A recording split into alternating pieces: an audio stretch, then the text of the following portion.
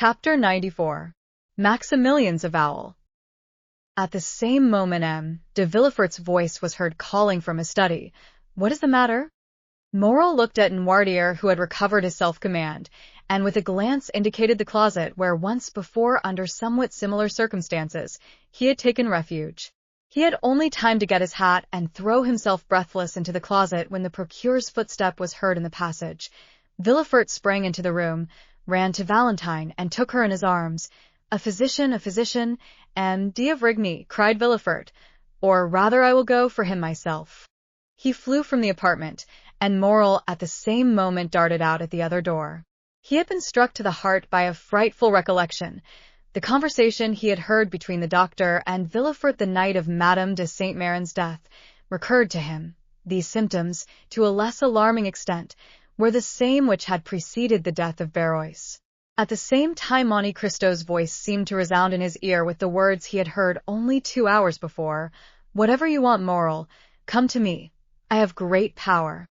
More rapidly than thought, he darted down the Rue Matignon, and thence to the Avenue de Champs-Élysées. Meanwhile M. de Villefort arrived in a hired cabriolet at M. d'Avrigny's door. He rang so violently that the porter was alarmed. Villefort ran upstairs without saying a word. The porter knew him and let him pass, only calling to him. "In his study, Monsieur Procureur, in his study." Villefort pushed, or rather forced, the door open.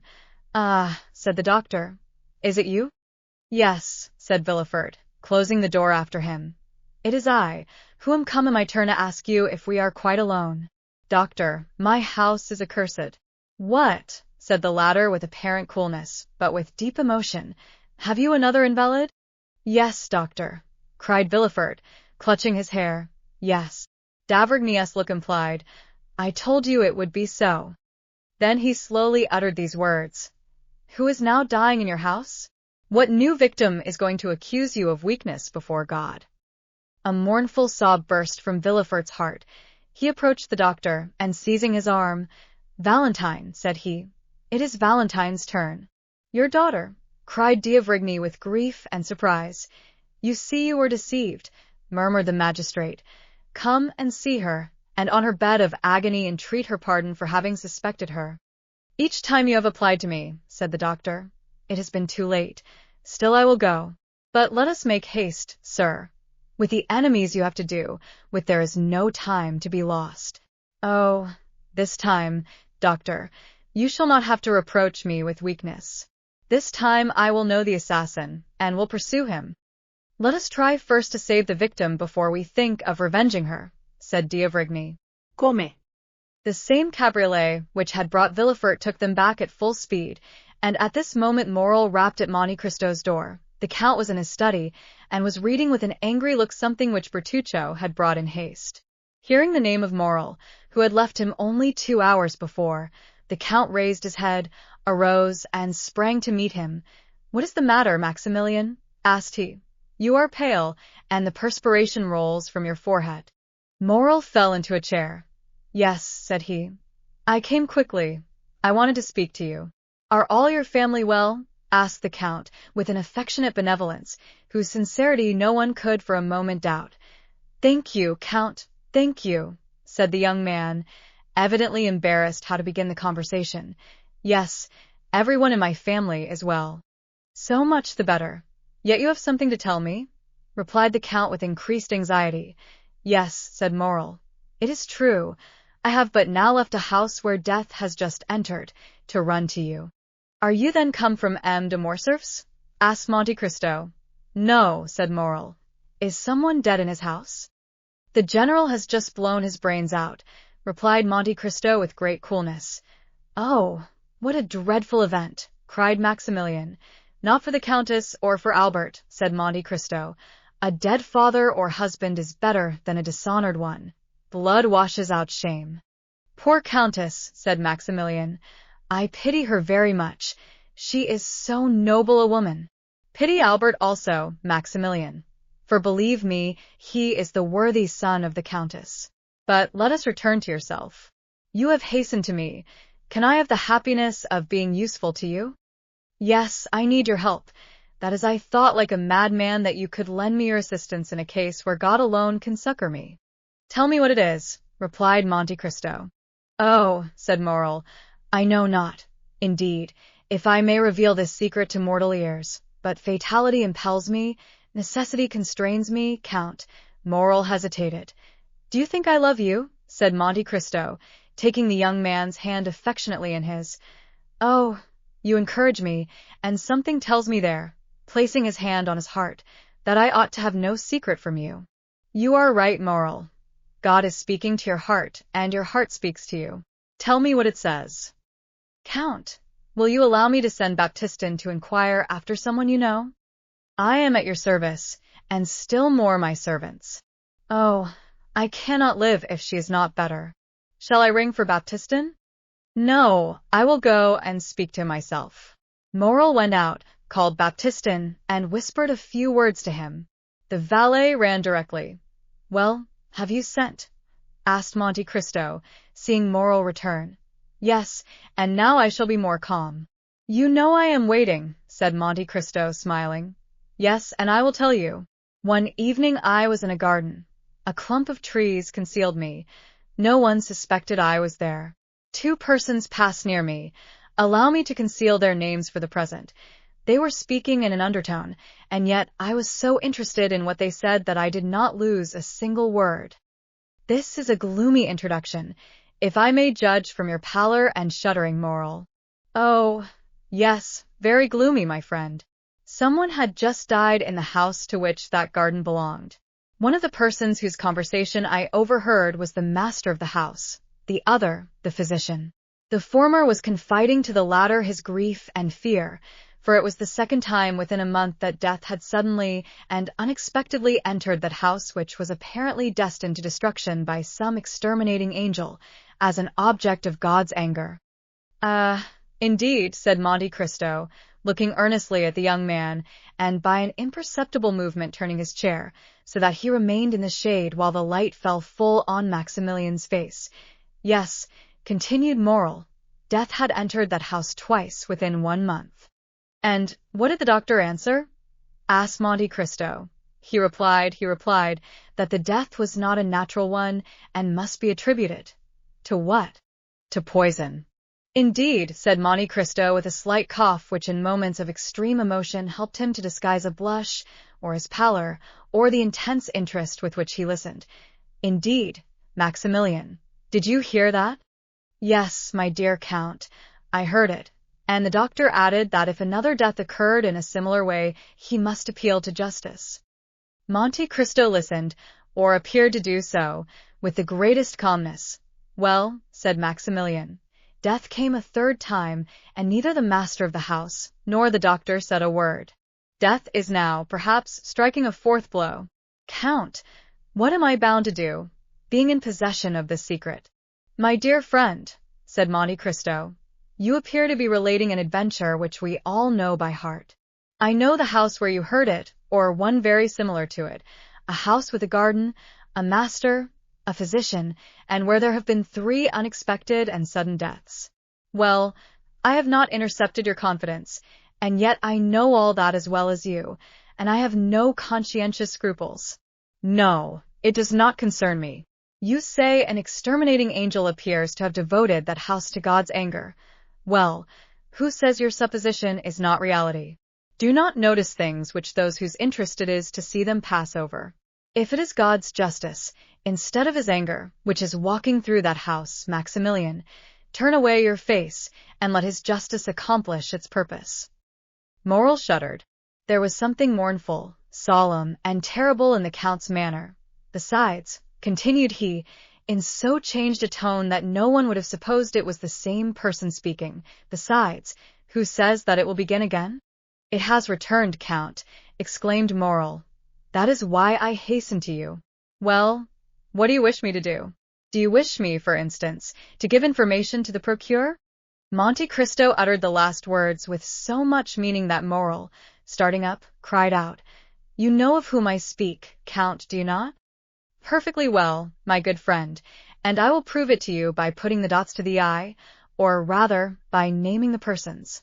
You were walking one evening in de Villefort's garden. From what you relate, I suppose it to have been the evening of Madame de Saint-Mérin's death. You heard de Villefort talking to d'Avrigny about the death of de Saint-Mérin, and that no less surprising, of the Countess. D'Avrigny said he believed they both proceeded from poison, and you, honest man, have ever since been asking your heart and sounding your conscience to know if you ought to expose or conceal this secret. We are no longer in the Middle Ages. There is no longer a Venderict or free tribunals. What do you want to ask these people?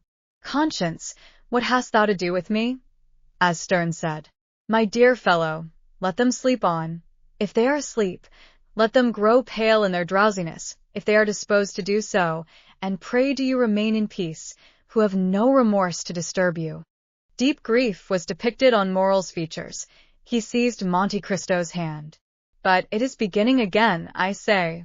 Well, said the Count, astonished at his perseverance, which he could not understand, and looking still more earnestly at Maximilian, let it begin again. It is like the house of the Atridae. God has condemned them, and they must submit to their punishment. They will all disappear, like the fabrics children build with cards, and which fall, one by one, under the breath of their builder, even if there are 200 of them. 3 months since it was de Saint-Mérin.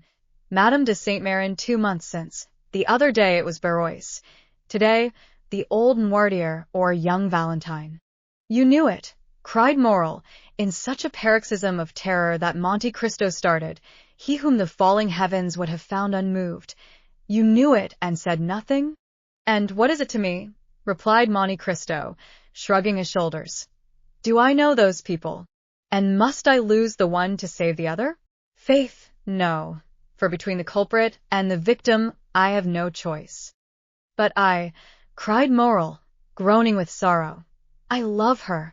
You love whom? Cried Monte Cristo, starting to his feet, and seizing the 2 hands which Morel was raising towards heaven. I love most fondly, I love madly. I love as a man who would give his lifeblood to spare her a tear. I love Valentine de Villefort, who is being murdered at this moment. Do you understand me? I love her, and I ask God and you how I can save her. Monte Cristo uttered a cry which those only can conceive who have heard the roar of a wounded lion. Unhappy man, cried he, wringing his hands in his turn, you love Valentine, that daughter of an accursed race. Never had Morel witnessed such an expression. Never had so terrible an eye flashed before his face. Never had the genius of terror he had so often seen, either on the battlefield or in the murderous nights of Algeria, shaken around him more dreadful fire. He drew back terrified. As for Monte Cristo, after this ebullition, he closed his eyes as if dazzled by internal light. In a moment he restrained himself so powerfully that the tempestuous heaving of his breast subsided, as turbulent and foaming waves yield to the sun's genial influence when the cloud has passed. This silence, self-control, and struggle lasted about 20 seconds, then the Count raised his pallid face. See, said he, my dear friend, how God punishes the most thoughtless and unfeeling men for their indifference, by presenting dreadful scenes to their view. I, who was looking on, an eager and curious spectator, I, who was watching the working of this mournful tragedy, I, who like a wicked angel was laughing at the evil men committed protected by secrecy. A secret is easily kept by the rich and powerful. I am in my turn bitten by the serpent whose tortuous course I was watching, and bitten to the heart. Morel groaned. Come, come, continued the Count, complaints are unavailing. Be a man, be strong, be full of hope, for I am here and will watch over you. Morel shook his head sorrowfully. I tell you to hope. Do you understand me? Cried Monte Cristo. Remember that I never uttered a falsehood and am never deceived. It is 12 o'clock, Maximilian. Thank heaven that you came at noon rather than in the evening, or tomorrow morning. Listen, Morel, it is noon. If Valentine is not now dead, she will not die. How so? Cried Morel. When I left her dying? Monte Cristo pressed his hands to his forehead. What was passing in that brain, so loaded with dreadful secrets? What does the angel of light or the angel of darkness say to that mind, at once implacable and generous.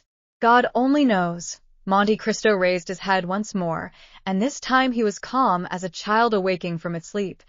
Maximilian, said he, return home. I command you not to stir. Attempt nothing, not to let your countenance betray a thought, and I will send you tidings. Go. Oh, Count, you overwhelm me with that coolness. Have you, then, power against death? Are you superhuman? Are you an angel? And the young man, who had never shrunk from danger, shrank before Monte Cristo with indescribable terror. But Monte Cristo looked at him with so melancholy and sweet a smile that Maximilian felt the tears filling his eyes. I can do much for you, my friend, replied the Count. Go. I must be alone. Moral. Subdued by the extraordinary ascendancy Monte Cristo exercised over everything around him, did not endeavor to resist it. He pressed the Count's hand and left. He stopped one moment at the door for Baptistin, whom he saw in the Rue Matignon, and who was running meanwhile. Villefort and d'Avrigny had made all possible haste. Valentine had not revived from her fainting fit on their arrival, and the doctor examined the invalid with all the care the circumstances demanded, and with an interest which the knowledge of the secret intensified twofold. Villefort, closely watching his countenance and his lips, awaited the result of the examination. Noirtier, paler than even the young girl, more eager than Villefort for the decision, was watching also intently and affectionately. At last d'Avrigny slowly uttered these words. She is still alive. Still, cried Villefort. Oh, doctor, what a dreadful word is that. Yes, said the physician. I repeat it. She is still alive, and I am astonished at it. But is she safe? Asked the father. Yes, since she lives. At that moment d'Avrigny's glance met Noirtier's eye. It glistened with such extraordinary joy, so rich and full of thought, that the physician was struck. He placed the young girl again on the chair. Her lips were scarcely discernible, they were so pale and white, as well as her whole face, and remained motionless, looking at Noirtier, who appeared to anticipate and commend all he did. Sir, said d'Avrigny to Villefort, call Mademoiselle Valentine's maid, if you please. Villefort went himself to find her, and d'Avrigny approached Noirtier. Have you something to tell me? Asked he. The old man winked his eyes expressively, which we may remember was his only way of expressing his approval. Privately? Yes. Well, I will remain with you. At this moment Villefort returned, followed by the lady's maid, and after her came Madame de Villefort. What is the matter, then, with this dear child? She has just left me, and she complained of being indisposed, but I did not think seriously of it. The young woman, with tears in her eyes and every mark of affection of a true mother, approached Valentine and took her hand. D'Avrigny continued to look at Noirtier. He saw the eyes of the old man dilate and become round, his cheeks turn pale and tremble, the perspiration stood in drops upon his forehead. Ah, said he, involuntarily following Noirtier's eyes, which were fixed on Madame de Villefort, who repeated, this poor child would be better in bed. Come, Fanny, we will put her to bed. D'Avrigny, who saw that would be a means of his remaining alone with Noirtier, expressed his opinion that it was the best thing that could be done, but he forbade that anything should be given to her except what he ordered. They carried Valentine away. She had revived, but could scarcely move or speak, so shaken was her frame by the attack. She had, however, just power to give one parting look to her grandfather, who in losing her seemed to be resigning his very soul. D'Avrigny followed the invalid, wrote a prescription, ordered Villefort to take a cabriolet, go in person to a chemist to get the prescribed medicine, bring it himself, and wait for him in his daughter's room. Then, having renewed his injunction not to give Valentine anything, he went down again to Noirtier, shut the doors carefully, and after convincing himself that no one was listening, "Do you," said he, "know anything of this young lady's illness?" "Yes," said the old man. "We have no time to lose. I will question, and do you answer me?" Noirtier made a sign that he was ready to answer. "Did you anticipate the accident which has happened to your granddaughter?" "Yes." D'Avrigny reflected a moment, then approaching Noirtier, "Pardon what I am going to say," added he, But no indication should be neglected in this terrible situation. Did you see poor Barrois die? Noirtier raised his eyes to heaven. Do you know of what he died? Asked d'Avrigny, placing his hand on Noirtier's shoulder. Yes, replied the old man. Do you think he died a natural death? A sort of smile was discernible on the motionless lips of Noirtier. Then you have thought that Barrois was poisoned? Yes. Do you think the poison he fell a victim to was intended for him? No.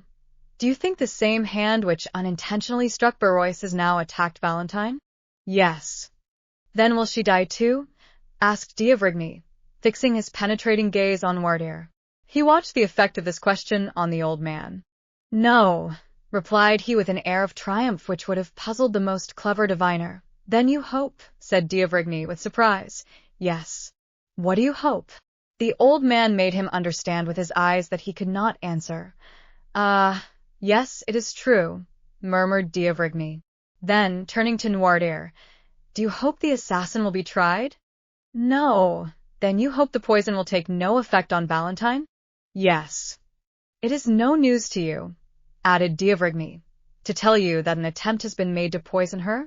The old man made a sign that he entertained no doubt upon the subject. Then how do you hope Valentine will escape? Noirtier kept his eyes steadfastly fixed on the same spot. D'Avrigny followed the direction, and saw that they were fixed on a bottle containing the mixture which he took every morning. Indeed, said d'Avrigny, struck with a sudden thought. Has it occurred to you? Noirtier did not let him finish. Yes, said he. To prepare her system to resist poison? Yes. By accustoming her by degrees. Yes, said Noirtier, delighted to be understood.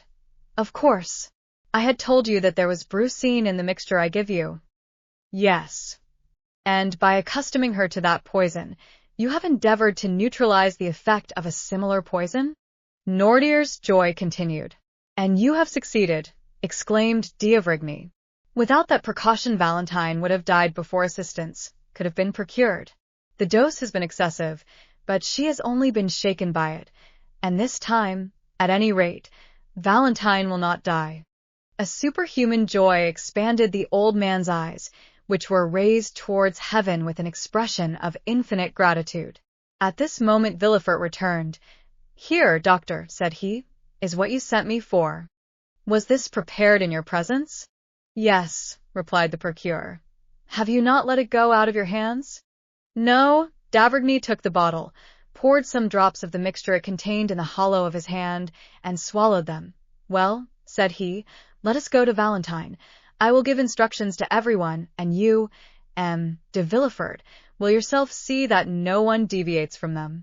At the moment when d'Avrigny was returning to Valentine's room, accompanied by Villefort, an Italian priest, of serious demeanor and calm and firm tone, hired for his use the house adjoining the hotel of M. de Villefort. No one knew how the 3 former tenants of that house left it. About 2 hours afterwards its foundation was reported to be unsafe, but the report did not prevent the new occupant establishing himself there with his modest furniture the same day at 5 o'clock. The lease was drawn up for 3, 6, or 9 years by the new tenant, who, according to the rule of the proprietor, paid 6 months in advance. This new tenant, who, as we have said, was an Italian, was called Il Signor Giacomo Bisoni. Workmen were immediately called in, and that same night the passengers at the end of the Faubourg saw with surprise that carpenters and masons were occupied in repairing the lower part of the tottering house.